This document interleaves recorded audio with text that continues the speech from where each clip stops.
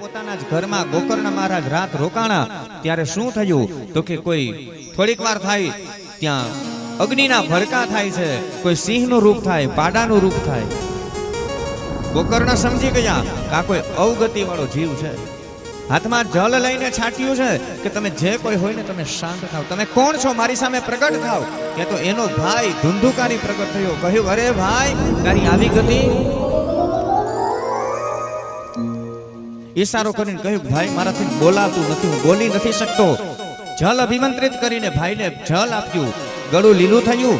ધુંધુકારીને વાણી પ્રગટ થઈ. અને ત્યારે ગોકર્ણે કહ્યું, ભાઈ હું જેટલા તીર્થમાં ગયો ને ત્યાં જઈને તારી પાછળ પિંડદાન કર્યા, શ્રાદ્ધ કર્યા, તોય તને મોક્ષ ન મળ્યો. ત્યારે ધુંધુકારી કહ્યું કે મોટા ભાઈ, ગયા શ્રાદ્ધે શતેર નાપી મુક્તિર્મેન ભવિષ્યતિ.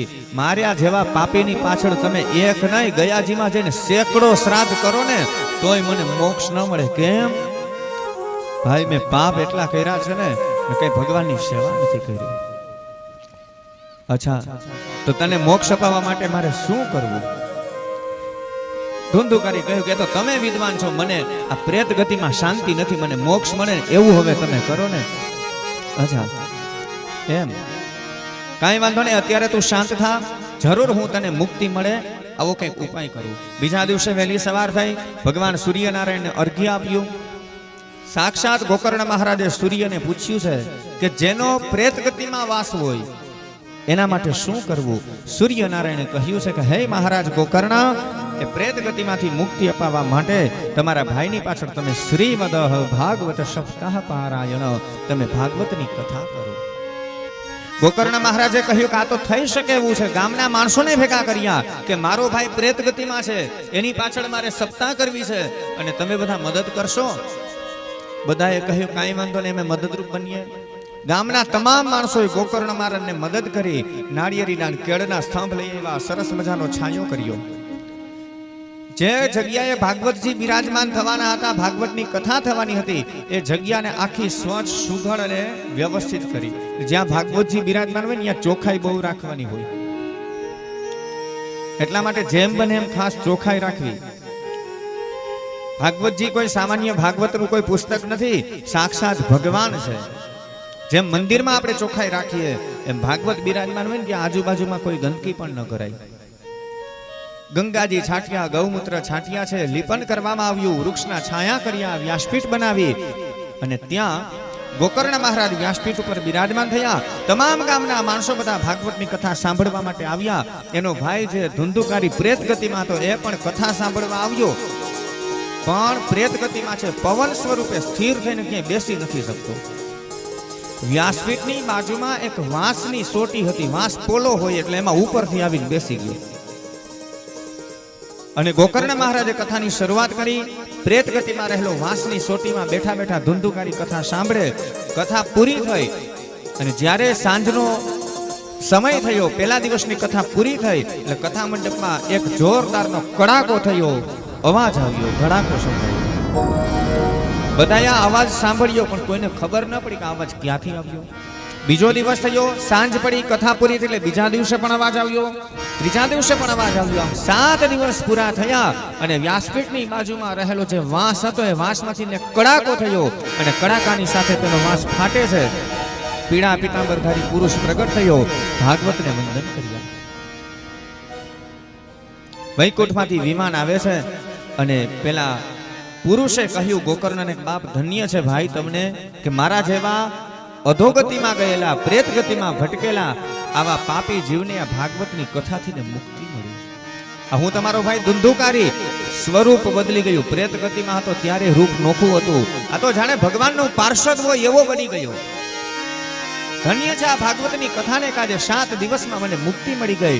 વૈકુંઠમાંથી વિમાન આવે છે, ધુંધુકારીએ વિમાનમાં બેસે અને ત્યારે ગોકર્ણ મહારાજ પેલા ભગવાનના પાર્ષદોને અટકાવે ને પૂછે છે કે હે પાર્ષદો, એક પ્રશ્ન મારે પૂછવો છે કે આ ભાગવતની કથા તો અમારા ગામના તમામ માણસોએ બધાએ આ કથા સાંભળી, તો આ વિમાન ભગવાને અમારા ભાઈ માટે મોકલ્યું, એક માટે જ વિમાન આવ્યું, તો આ બીજા કોઈને વિમાનમાં શું કામ એને જગ્યા ન મળી? આવો ભગવાને અન્યાય શું કામે કર્યો? ભેદભાવ શા માટે કર્યો? અને ત્યારે ભગવાનના પાર્ષદોએ કહ્યું છે કે ભગવાનની ઘરે ભેદભાવ નથી, પણ તમારા ભાઈએ કથા સાંભળીને, ગામના તમામ માણસોએ કથા સાંભળીને એમાં ભેદભાવ છે. તમારા ભાઈએ જે કથા સાંભળીને એ સાચા મનથી, ભાવથી, શ્રદ્ધાથી કથા સાંભળી, અને કથા જ્યારે જ્યારે સાંજે પૂરી થતી ત્યારે તમે જે અવાજ સાંભળતા ને એ કોઈ સામાન્ય અવાજ નહીં, આ ધુંધુકારીની એક એક ગાંઠ બધી તૂટી છે. રાગ, દ્વેષ, ઈર્ષા, અદેખાય, કામ, ક્રોધ, લોભ, આશા, તૃષ્ણા, વાસના, જે બધી ગાંઠ છે ને આપણી, એ ગાંઠ જ્યારે મારીને તમારી તૂટે ત્યારે ભગવાનના ઘરનું વિમાન આવે. આ વાસ એટલે વાસના. દીકરા દીકરીના લગ્ન થાય ને ત્યારે આપણે માણેકસ્તંભ રોપીએ, એમાં માણેકસ્તંભની સાથે વાંસની સોટી બાંધવામાં આવે. અને બીજી વાંસની સોટી ક્યાં રાખીએ તો કે આવી રીતના ભાગવત કથા થતી હોય ને ત્યાં બાજુમાં વાંસની સોટી રાખવામાં આવે. વાંસની સોટી એક છે, કામ બે જગ્યાએ અલગ કરે. જ્યારે માણેકસ્તંભની સાથે વાંસની સોટી તમે રાખો છો ત્યારે જીવને સંસારમાં નાખે છે, અને એ જ વાંસની સોટી જ્યારે ભાગવત કથામાં તમે પૂજા કરો ત્યારે સંસારમાંથી મુક્તિ આપી દે. તાળાની ચાવી એક જ હોય, એક બાજુ આંટો ફેરવો એટલે તાળું બંધ થાય, અને એ જ ચાવીને તમે બીજી બાજુ ફેરવો એટલે તાળું ખુલી જાય. બસ આટલી જ વાત. એમાં વાંસની સોટી એટલે કે વાસના.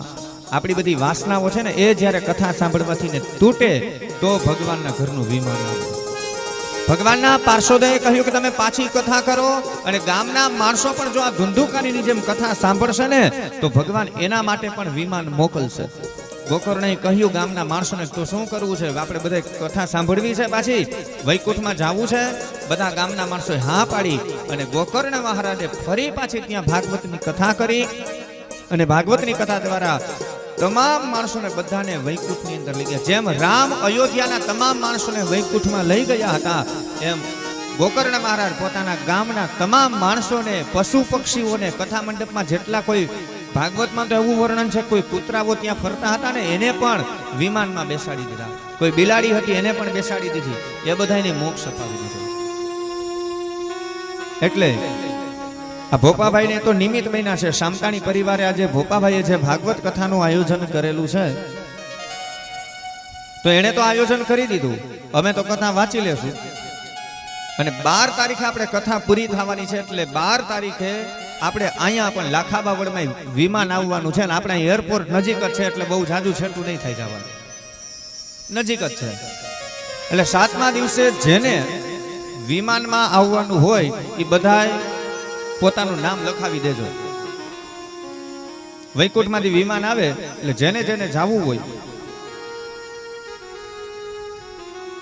12 તારીખે બપોરે કથા પૂરી છે, એટલે આવશો ને બધા. એટલે મારે તો નથી જવું હજી, મારે ઘણી વાર છે, મારે ઘણી કથાઓ વાંચવી. તમારે કોઈને જવું હોય તો કહેજો, હું ટિકિટ લખાવી દઉં.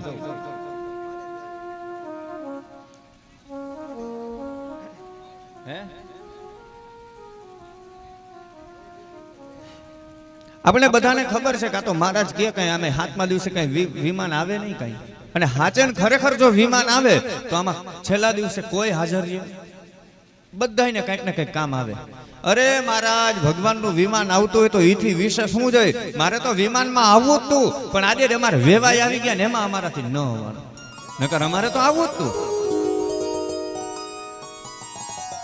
મરવું ગમે કોઈ નહીં. આ બધી ખરેખર માણસની વિચારધારા કેવી છે. જો ભગવાન આપણી ઘરે આવે ને તો ગમે, આમ ભાગવત આવે તો કેવો આપણને આનંદ હોય કે અરે અમારી ઘરે ભગવાન આવ્યા છે, એમ ભગવાન આપણી ઘરે આવે તો આપણને બધાને ગમે છે. પણ આપણે ભગવાનની ઘરે જવાનું થાય તો મોરા પડી જાય, એટલે એ નથી ગમતું કોઈ. નગર ફેર શું પડે, ભગવાન આવે આપણી ઘરે, હવન કરીએ, આપણે રાંદલના લોટા તેડીએ, સત્યનારાયણની કથા કરીએ, ભગવાન આપણી ઘરે આવે તો આપણે આમ હરખ હોય, આનંદમાં હોય, મોજમાં હોય, આપણને ગમે. પણ ભગવાન આપણને જો બોલાવે તો નથી ગમતું કોઈ, મરવું ન ગમે. મેં કહેલું છે ઘણી વખત, પેલા માજી જંગલમાં લાકડા કાપવા માટે ગયા ને, એટલે ભારો બહુ વજનવાળો મોટો બધો વજનદાર ભારો લાકડાનો બંધાઈ ગયો, અને લાકડાનો ભારો એ પોતે ઉપાડવા માટે ગયા, પણ ભારો ઊંચો ન થયો એનાથી, અને માજીથી બોલાઈ ગયું આના કરતા મોતે નથી આવતું. ત્યાં મોત સામે આવ્યું, યમરાજા પ્રગટ થયા. માજીને કે હાલો, ડોહીમાં કે ક્યાં, કે કયો છો ને તમે, મોત નથી આવતું લેવા આવ્યું. માજી ક્યાં તો ભારે કર્યું, જાવું તો ગમે નહીં કઈ. માજી કે દીકરા એમ તો હજી મારે વાર છે, હજી એમ વાર નથી આવું. એટલે યમરાજે વિચાર કર્યો કે હજી માજીનો સમય નથી થયો તો મારે આને લેવાય નહીં, એટલે કે કાંઈ વાંધો નહીં, તો ભાઈ હું તો આ થયો હાલતો. એટલે યમરાજા અહીંયાથી જેવા હાલતા થયા ને એટલે ડોશીમાં યમરાજાનો હાથ પકડીને કે હવે કે આવ્યા છો ત્યાં લાકડાને ભારો માથે ચડાવતા છે. લાકડા લઈને ઘર ભેગા થઈ ગયા. મરવું ન ગમે બાપ મને તમને. તો 7 દિવસ પૂરા થાય ત્યારે વિમાન આવવું. હવે બાપ ઓલું વૈકુંઠમાંથી વિમાન આવે કે ન આવે એની ખબર નથી, પણ મારું તમારું જીવન એવું હોય. જબ તું આયો જગત મેં જગ હશે તુમ રોય, એસી કરની કર ચલો તુમ હસે જગ રોય. જ્યારે આપણે આ પૃથ્વી ઉપરથી ને વિદાય લઈએ ને, જ્યારે ભગવાનના ઘરનું તેડું આવે ત્યારે આપણે જ્યારે વિદાય લઈએ ત્યારે વિશેષ પ્રકારનું માન લઈ અને આપણે આ પૃથ્વી ઉપરથી ને જઈએ ને, એ ભગવાનના ઘરનું વિમાન છે. વિશેષ પ્રકારના માન સન્માન સાથે જઈએ. અથવા તો એવો પણ ભાવ છે કે મારું તમારું જીવન એવું થઈ જાય કે પછી જેને માન અને અપમાન બધું સમાન થઈ જાય. કથા સાંભળીને આપણું જીવન એવું થઈ જાય કે માન અપમાન બધું સમાન બની જાય. ગૌતમ બુદ્ધ જેવું જીવન. કોઈ એના મોઢા ઉપર થૂકે તોય એને કોઈ અસર નહીં, કોઈ એને ફૂલના હાર પહેરાવે, પગે લાગે તોય એ જ પરિસ્થિતિ, તોય એને કોઈ ફેર નહીં. બસ આવું જ્યારે મારું તમારું જીવન બને તો એ ભગવાનના ઘરનું વિમાન છે. તો ધુંધુકારીને વિમાન આવ્યું છે, મોક્ષ મળ્યો. શુત નામના પુરાણિકે ઋષિઓને કહ્યું કે હે ઋષિવરાંદ, તમારો પ્રશ્ન હતો ને આ ભાગવતની કથા શું કરે? ભાગવતની કથા મુખ્ય 2 કામ કરે. જીવતાનો ઉદ્ધાર કરે, એટલે કે જ્ઞાન અને વૈરાગ્ય જીવતા હતા, ભાગવતની કથા દ્વારા એને પણ જાગૃત કર્યા. સૂઈ ગયા હતા, બેભાન હતા, પણ જગાવવાનું કામ કર્યું ભાગવતની કથાએ. અને ધુંધુકારી પ્રેત ગતિમાં હતો અને ભાગવતની કથા દ્વારા એ પ્રેતમાંથી એને મોક્ષ અપાવ્યો. ભાગવત કથા જીવતાનો અને મૃતાત્માનો, મરેલાનો બેયનો ઉદ્ધાર કરે એવી આ ભાગવતની કથા. 5 અધ્યાય ત્યાં વિરામ પામે. 6થા અધ્યાયની અંદર સપ્તાહ શ્રવણનો વિધિ બતાવ્યો કે યજમાનોએ પાળવાના નિયમો. આમ પિતૃ મોક્ષાર્થે કથા હોય તો વિશેષ નિયમોનું પાલન કરવાનું હોય, પણ ભોપાભાઈ અને શામતાણી પરિવારના સભ્યોએ જેટલાથી કોઈથી નિયમનું પાલન થાય એ બધાએ નિયમનું પાલન કરવું. ભાગવતના નિયમો જ્યારે આપણી ઘરે ભાગવતજી પધારે, નિયમ તો એવો છે કે શક્ય હોય ને તો દરરોજ યજમાન પરિવારોએ બ્રહ્મ મુહૂર્તમાં, એટલે સૂર્ય ઉગે એ પહેલા બધા જાગી જવું, દરરોજ સ્નાન કરી લેવું. સ્નાન કરી શુદ્ધ થઈ પવિત્ર થઈ આપણા દરરોજ કંઈ ભગવાનના પૂજાપાઠ નિત્ય પૂજા કરતા હોય તો એ કરી લેવા. અને મનની અંદર પછી સતત ઓમ નમો ભગવતે વાસુદેવાય, શ્રી કૃષ્ણ શરણમ મમ આવા મંત્રના જપ ચાલુ રાખવા. પૂજાનો આપણો જે ઓરડો છે, રૂમ છે, જ્યાં સ્થાપન કરેલા છે, ભૂદેવ આવી અને ત્યાં આપણે સ્થાપનની બધી પૂજા વિધિ કરાવશે. ત્યાં બધી પૂજા વિધિ થયા પછી અહીંયા ભાગવતજીની પૂજા વિધિ, વાંસની સોટીની પૂજા વિધિ, આ બધી પૂજા વિધિ થઈ જાય. એમાં પિતૃનું પૂજન થાય એટલે વ્યાસપીઠને પ્રદક્ષિણાઓ કરવી. પ્રદક્ષિણાઓ પૂરી થાય એટલે ઝવેરાને પાણી રેડવું. ભાગવતજીની પૂજન અર્ચન આરતી સવારમાં યથાશક્તિ જે કંઈ ભેટ પૂજન દક્ષિણાઓ અર્પણ કરવી. આ બધા પૂજન અર્ચન બધા પરિપૂર્ણ થાય. સવારે આપણે કથાનો સમય છે 9 થી 12, તો 9 થી 12 વાગ્યા સુધી ભાવ અને શ્રદ્ધાથી એક આસન ગ્રહણ કરી કથા સાંભળવી. 12 વાગ્યે કથા વિરામ પામે એટલે દૂધ ધરેલું હશે ભગવાનને, ભાગવતજીને એનું ચરણામૃત બધાને આપવામાં આવશે. બધાએ પ્રસાદ ગ્રહણ કરવો. યજમાન પરિવારે બની શકે તો ઉપવાસ કરવો. ઉપવાસ ન થઈ શકે તો એકટાણું કરવું. એકટાણું ન થાય તો 2 ટાઈમ પણ ભોજન કરી શકાય, 3 ટાઈમ પણ જમાય, પણ શ્રદ્ધા ભાવ અને ભક્તિથી ભગવાનની કથા સાંભળવી. ફરજિયાત એવો કોઈ નિયમ નથી કે ઉપવાસ કરવો જ. બપોર પછી આપણે 3 વાગ્યાથી કથાની શરૂઆત કરશું તો 6 વાગ્યા સુધી આપણી કથા ચાલશે. 3 થી 6 કથા વિરામ પામે ત્યારે ફરી પાછા યજમાન પરિવારોએ અહીં ભાગવતજીની આરતી કરવા માટે આવવાનું. આરતી પૂરી થાય ભાગવતજીની, અહીંયા વ્યાસપીઠને પ્રદક્ષિણા કરવામાં આવશે. પ્રદક્ષિણા કરી ઝવેરાને પાણી રેડવાનું, બધાને પ્રસાદ અર્પણ કરવો અને પછી યજમાન પરિવારે ભાગવતજીને વંદન કરવા, ભાગવતજીના આશીર્વાદ લેવા, પોતાના પિતૃઓના વંદન, એમના આશીર્વાદ. તમારાથી જે કોઈ વડીલ હોય, હયાત હોય, માતા પિતા, તમારા મોટા ભાઈ ભાભી જેટલા વડીલો હોય એ બધાને વંદન કરવા, એમના આશીર્વાદ લેવા. આ બધાના આશીર્વાદ ગ્રહણ કરવા અને પછી ભોજન કરવું. બ્રહ્મચર્યનું પાલન કરવું. શક્ય હોય તો ભૂમિ ઉપર શયન કરવું. બપોરના સૂવું નહીં, ભગવાનના નામ સ્મરણ કરવા. રાત્રિના સમયે સૂઈ ત્યારે પણ ઉંબરાનું ગોસીકું કરીને સૂવું નહીં. 7 દિવસ સુધી બની શકે તો ભાઈઓએ ક્ષોર કર્મ, બાલદાઢી કરવા નહીં, કોઈ ઘરના સભ્ય નખ કાપવા નહીં. આવા બધા નિયમો બતાવેલા છે. ક્રોધનો ત્યાગ કરવો, 7 દિવસ સુધી કોઈ ઉપર ક્રોધ ન કરવો, સત્યનું આચરણ કરવું. આપણી ઘરે જે કોઈ મહેમાન આવે છે એ કોઈ મહેમાન નથી, સાક્ષાત આપણી ઘરે ભગવાન આવ્યા છે એવો ભાવ રાખવો. આપણી ઘરે જે બધા આપણા સગાવાલા છે એ સાક્ષાત સ્વર્ગના દેવતાઓ આપણી ઘરે આવ્યા છે એવા ભાવથી બધાનું માન સન્માન આપવું, બધાને ભાવથી જમાડવા. તો આવી રીતના ભગવાનના વ્રત અને પૂજન કરવા. અને 7 દિવસ સુધી પછી વચ્ચે વચ્ચે જ્યારે જ્યારે ઉત્સવ આવશે, નંદ મહોત્સવ આવશે, રૂક્ષ્મણી વિવાહ આવશે, છેલ્લા દિવસે આપણે યજ્ઞ કરવામાં આવશે.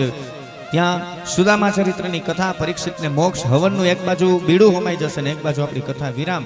એમ 7 દિવસ સુધી આપણા કાર્યક્રમ ચાલવાનો છે. વચ્ચે વચ્ચે દાદાના મંદિરે ધજા ચડાવવાની, કળશ ચડાવવાનો, આવા પણ બધા કાર્યક્રમો છે. તો 7 દિવસ સુધી આ રીતના આપણા કાર્યક્રમ ચાલશે.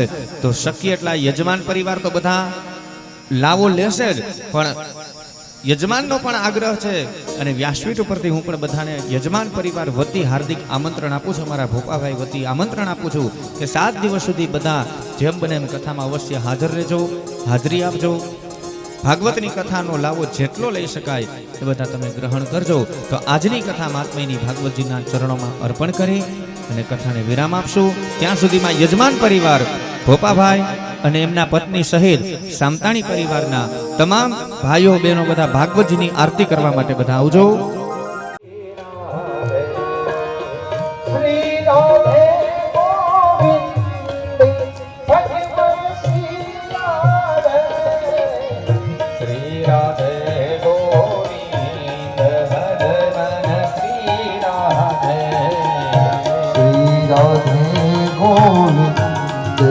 ભજ મન શ્રી રાધે, ભજ મન શ્રી રાધે, ભજ મન શ્રી રાધે. ભગવાનની પિતૃ નારાયણ દેવની વાસરા દાદાની તીઠાળ માત કી જય, ખોડિયાર માત કી જય, મોમાય માત કી જય. નમઃ પાર્વતી પતયે હર હર મહાદેવ.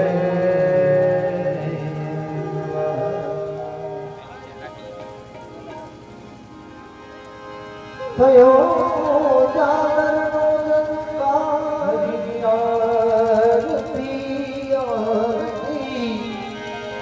જગમોય પામો જયકાર પુત્રે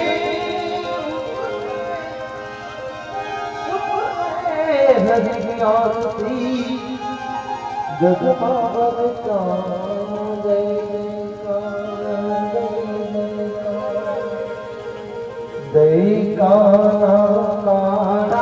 પ્રભુ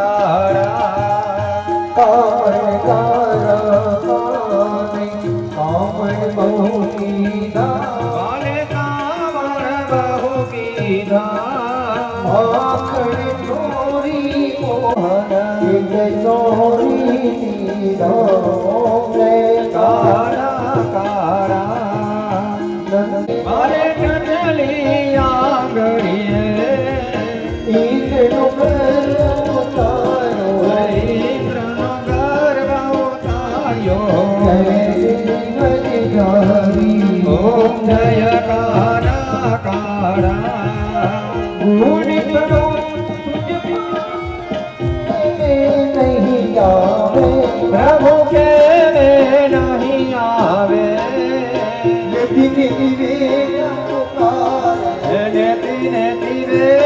પુકારે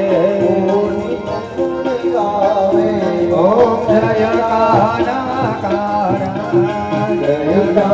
કાના પ્રભુ જય કાના મીઠી મીઠી મોરલી વાળા મીઠી મોરલી વાળા ગોપીના પ્યારા ઓમ જય કાના ઓમ જય કાના ઓમ જય કાના समर्पयामि देवाभिवन्दनम् आत्माभिवन्दनम् चक्षुभिवन्दनम् ચાલો ગોર બાપા આવીને બધાને આરતી આપી દેજો બધા આરતી લઈ લેજો અને એક ભાઈ આવી બધાને પ્રસાદીની વ્યવસ્થા કરજો ભગવતે વાસુદેવા જો મંત્રના જપ પણ ચાલુ રાખવા અને જપ કરતા કરતા ભાગવતજીની 4 પ્રદક્ષિણા બધાએ કરવાની છે ઓમ નમો ભગવતે વાસુદેવાય ઓમ નમો ભગવતે વાસુદેવાય ઓમ નમો ભગવતે વાસુદેવાય ઓમ નમો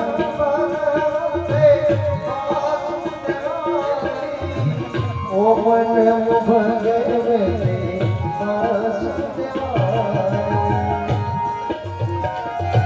બોલો ઓમ નમો ભગવતે વાસુદેવાય ઓમ નમો ભગવતે વાસુદેવાય ઓમ નમો ભગવતે વાસુદેવાય ઓમ નમો ભગવતે વાસુદેવ બોલે પાપ તાપ જાય વાસુદેવ બોલે પિતૃ સ્વર્ગ જાય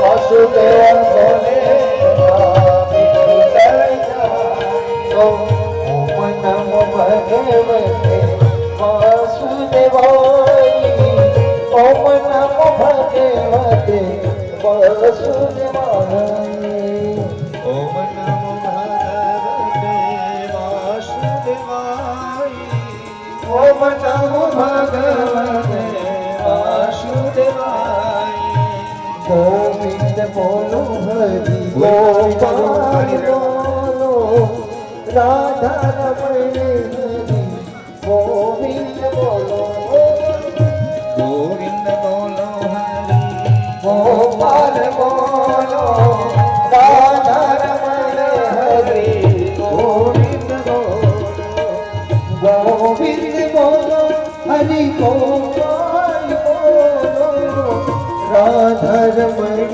હરિ ગોવિંદ બોલો ભગવતે વાસુદેવાય બોલો વાસુદેવાય ઓમ નમો ભગવતે વાસુદેવાય વાસુદેવ બોલે પાપ તાપ જાય વાસુદેવાય બોલે પિતૃ સ્વર્ગ જાય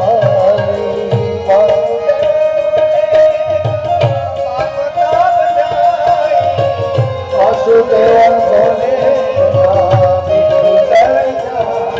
ઓમ નમો ભગવતે વાસુદેવાય ઓમ નમો ભગવતે વાસુદેવાય ઓમ નમો ભગવતે વાસુદેવાય ઓમ નમો ભગવતે વાસુદેવાય ગોવિંદ